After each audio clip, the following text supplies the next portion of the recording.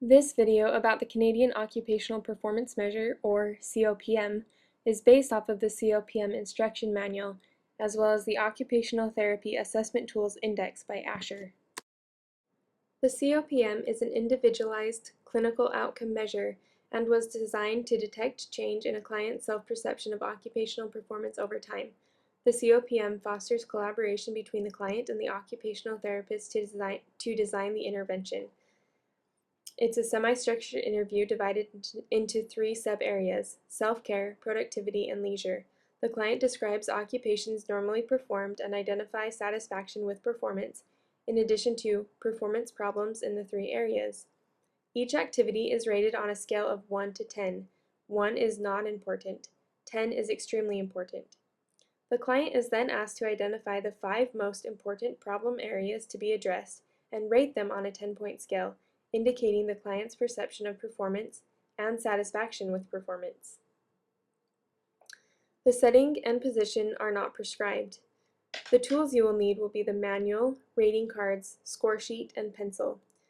The COPM typically takes about 30 to 40 minutes to administer.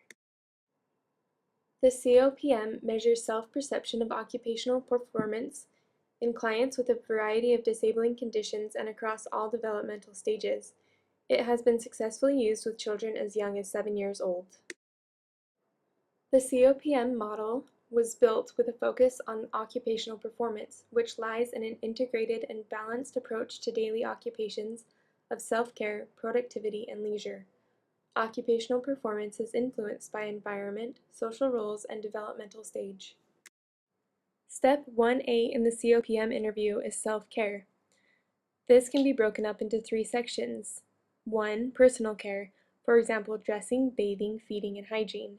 2. Functional mobility, for example, transfers outdoors and indoors. And 3. Community management, for example, transportation, shopping, and finances. The next step in the interview is productivity. 1. Paid or unpaid work, for example, finding or keeping a job or volunteering.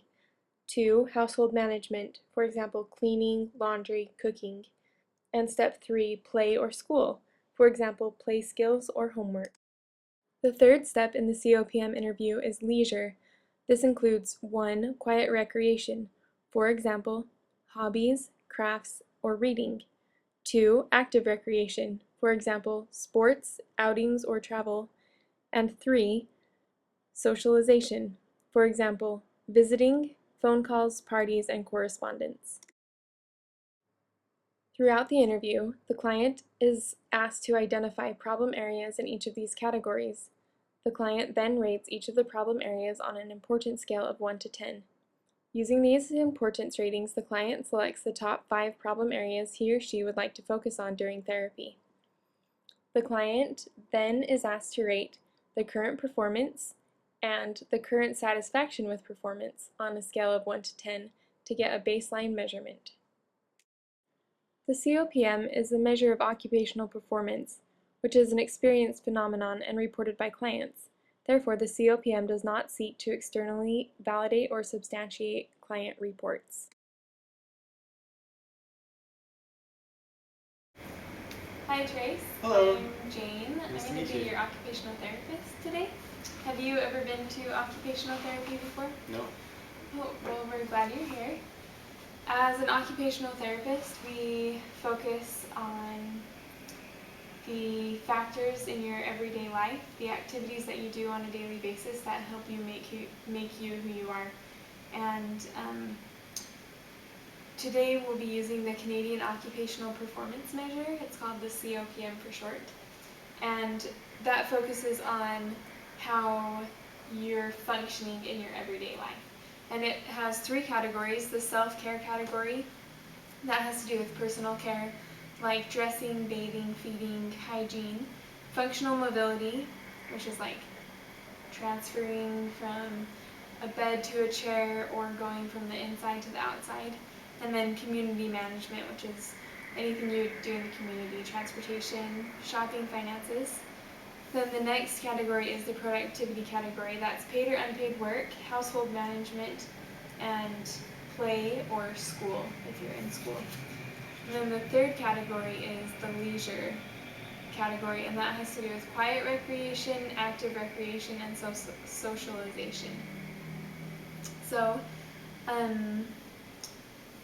do you have any questions about this structured interview?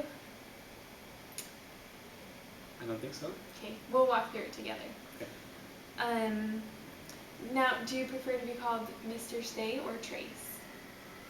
Either one is fine. Well, what do you prefer? Trace would be great. And you can call me James. Okay. Let's start with the first category, the self-care category. As far as personal care goes, dressing, bathing, feeding, hygiene, think about those things a typical day. And then within that typical day, is there anything that you would like to improve on or that you have problems with?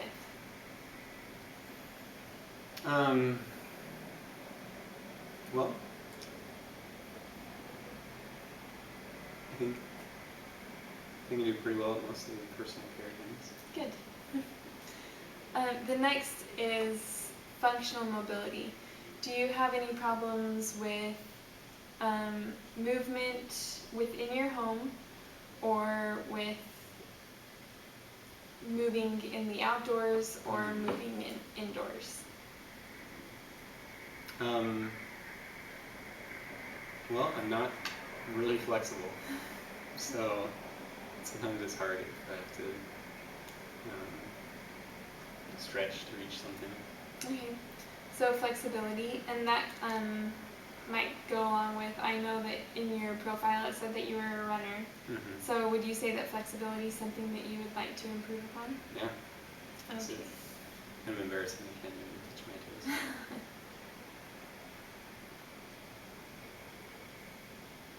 Okay, and then the last section of this part is the community management, and that has to do with transportation, shopping, finances, anything that would take you out into the community that you need to do. Is there anything that you want to improve upon, something that would make your life easier, something that you would like to do? Yeah, I'm just not sure how it fits in, but sometimes it's hard to maintain a good amount of liquid cash. I just end up using my credit card a lot, so. And you would rather use cash more often? Well, for some things, like my laundry, for instance, only takes cash, and I don't have it a lot of times. So would that be sort of budgeting, maybe? Okay. I think so. Then if you were able to budget what things you wanted to use cash for, then you could plan ahead, have cash on hand. So we'll put budgeting down. Okay. Anything else in that category? I don't think so. Okay, great. The next category is productivity. Do you work right now? I don't. I'm just a student. Okay. So this section is paid or unpaid work, and that can include finding or keeping a job, any volunteer work. Do you volunteer in the community? I tutor a grade school student on a weekly basis. Good. So I guess thinking about that, is there anything that you would like to change or improve? I think maybe communicating with a person younger than me, like in high school age. Sometimes it's hard for me to express things that he understands. So, because I'm just so used to talking to people my age. So maybe just practicing communication on a more basic, understandable level. Okay. So that when you said practice communication, that sounds sort of like role playing, maybe? So I'll put down communication and role playing. Yeah, that'd be really good. Because I'd like to feel like I'm more helpful to him.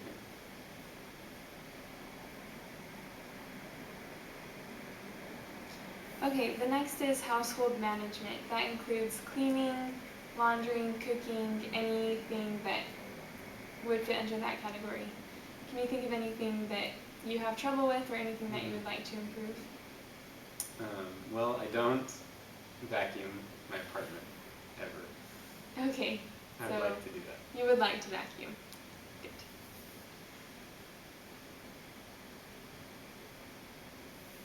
Anything else in that category? I mean, I'd also like to have more balanced meals. When I cook for myself, I leave out vegetables too often. Okay.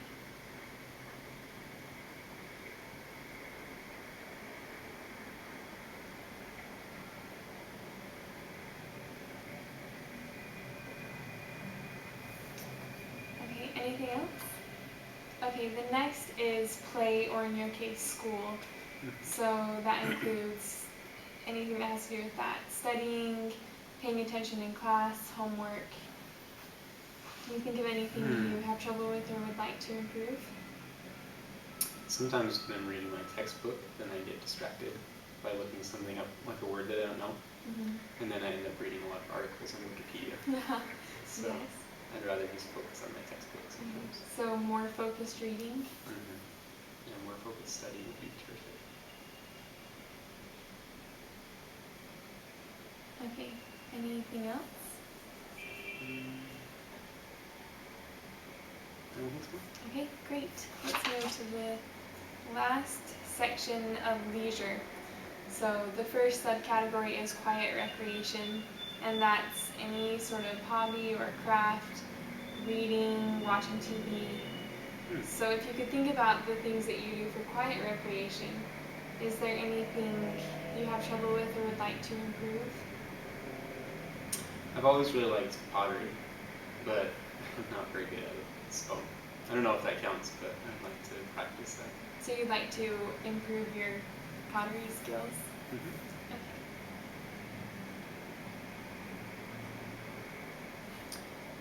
Anything else in that category? Well, I mean, I'm a slow reader, but I don't mind that too much. So. Okay. So that's not something that you necessarily want to improve. Okay. Now thinking about active recreations, that's sports, outing, travel, anything like that. Can you think of something you have trouble with or would like to improve upon? Tennis. Tennis. Yes. Okay. What specifically do you... Serving in tennis is difficult for me. Okay. So you want to improve your serving in tennis.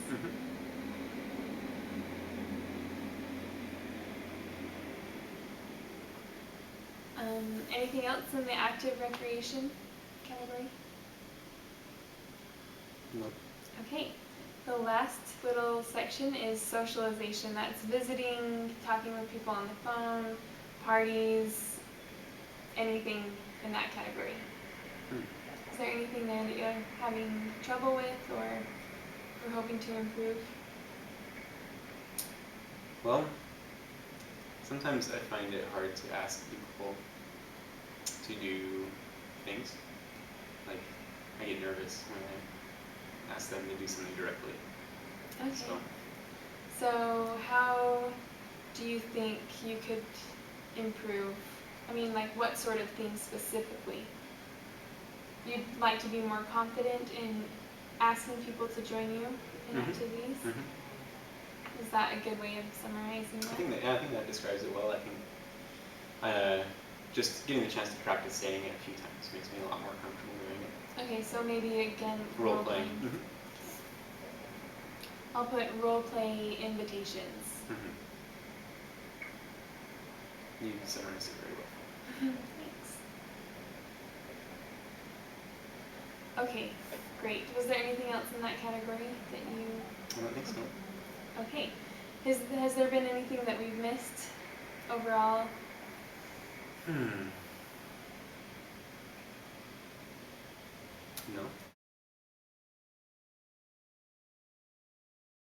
The next thing that we'll do as part of this COPM interview, we'll go through and rate the importance of each activity to you. Okay. So I have this scorecard here, and it says importance, and it goes from 1 to 10. 1 being it's not really important to you at all, and 10 being it's extremely important. in your life. So you can refer to that if you'd like. So the first thing that we talked about was flexibility. How important is that to you? Maybe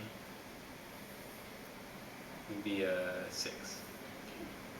Because I feel like it may not be as essential right now, but I know that it will help when I get older. Yes, great. And the next one is budgeting, especially making sure that you have cash on hand to do things that you need to do. I'd say that's probably like an 8. An 8. Then communication or role playing with your mentor in mind, or your student. I guess you're the mentor. But being able to communicate effectively with him. Probably also a 6. Okay. I would say more, but I only see him once a week. Okay. The next is vacuuming your apartment. I think that's a 10. Okay. 10. Do you have a vacuum? Yes. Good. That's always a good first step. Yes. The next is making your meals more balanced, especially including vegetables in those meals. Maybe a 5. Okay. I think it's important, but I also think if I go a few meals without vegetables, then I'm not going to complain. That's good. Okay, you wanted to have more focused study. What on the scale of 1 to 10 do you think that importance is? A 9. Okay. Then you expressed an interest in improving your pottery skills. So on a scale of 1 to 10, how important is that for you? Maybe a 7. Okay. I feel like it's a good stress reliever. Yeah, leisure is very important. And you're serving in tennis. On the short term, maybe a 6, but on the long term, maybe an 8. So let's say 7. Okay. And then, as far as being in social situations, how important would it be to role play invitations that you extend to other people to join you in social activities? Probably a 9. Okay. That would be important to include.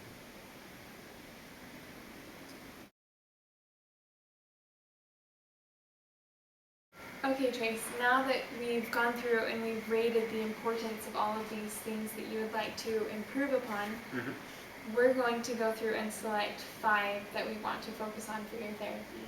Okay. We can always add more later, but we'll start with at least 5. That sounds reasonable.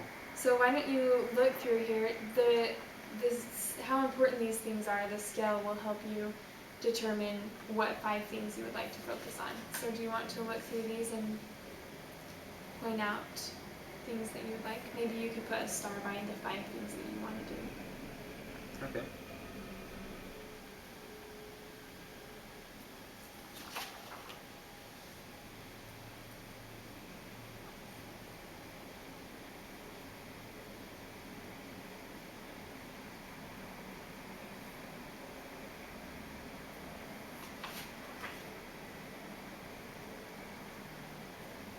Okay, great. So you put budgeting. We're going to put these in here.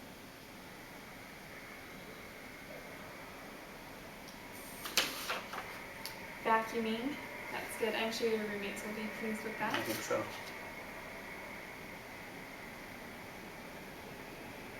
More focused study.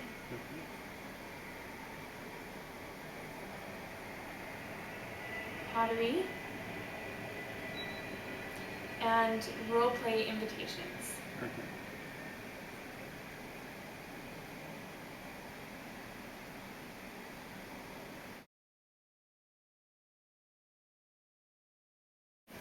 Now, focusing on these 5 things, we're going to go through and do a very similar thing, but this time we're rating your performance of how well you do these things right now. So 1 is that you're not able to do it at all, or that you don't do it. And 10 is that you're able to do it extremely well. And that I do it. And that you do it, yes. So the first thing, budgeting. How well do you think you're able to do that? Or that you do it?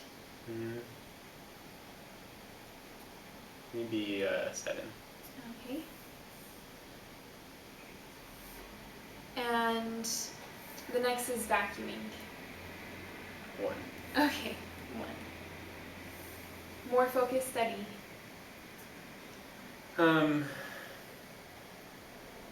Maybe this is 7. Pottery. I think probably only A 2. And then role-playing invitations. Or maybe we should say extending invitations. I think that's a good way to put it. Maybe a 5. A 5. Okay, great. Now, the last scale that we have is the satisfaction scale.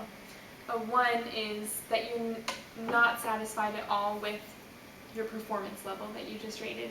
And 10 is that you're extremely satisfied. There's nothing to change. So does that make sense to keep in mind the rating of the performance and how satisfied you are with how you do that? I see. So for budgeting, how satisfied are you with the way you budget? Maybe a 6. Okay. The next is vacuuming. Maybe a 1. A 1. Okay.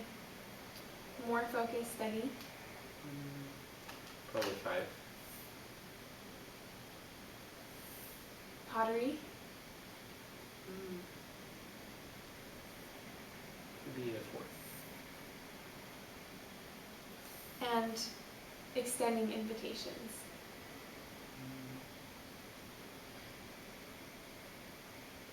Maybe 5.